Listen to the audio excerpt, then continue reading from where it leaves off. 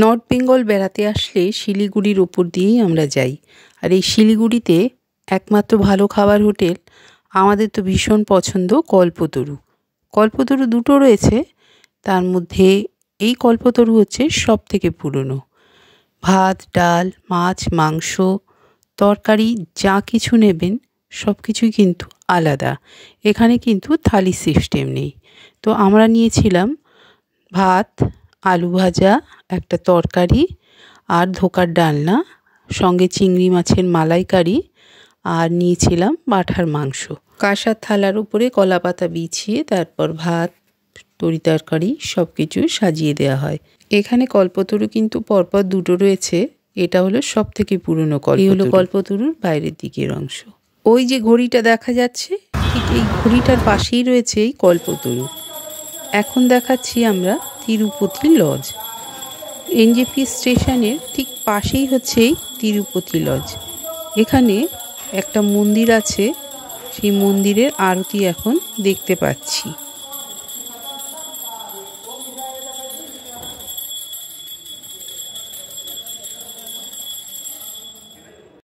এই হলো তিরুপতি লজের রুম।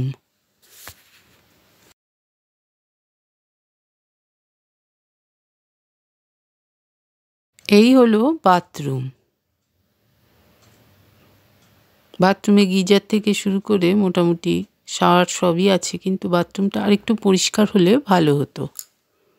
এটা হলো বারান্দা, যেটা রুমের সাথেই রয়েছে। এখানে একটা চেয়ারও রাখা আছে, বাইরে বসে লোকের যাওয়া আসা কিংবা দূরের এনজেপি স্টেশনটা এখান থেকে কিন্তু ওই যে দূরে দেখা যাচ্ছে এনজেপি স্টেশনে এখন কাজ চলছে। এই তিরুপতি লজে কিন্তু বেশিরভাগই ভিড় থাকে, কারণ এনজেপি স্টেশনের কাছাকাছি এত ভালো লজটা, তাই জন্যই হয়তো ভিড় বেশি।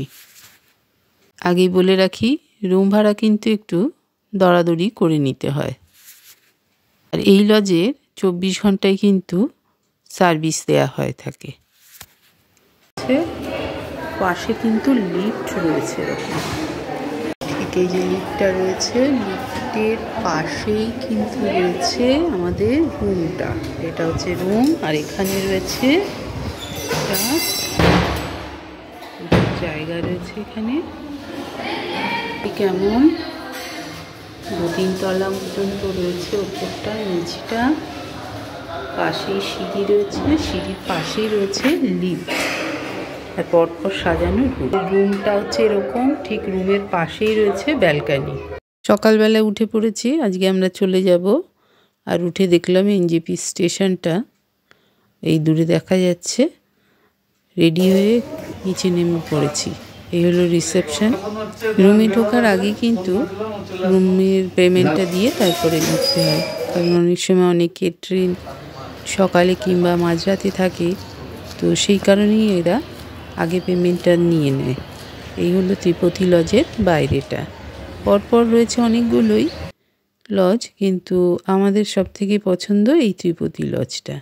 তো যতবার আমরা আমাদের ট্রেনের টাইম ঠিক মতন না থাকলে আমরা কিন্তু এখানে এসে রাতটুকুনি কাটিয়ে যাই।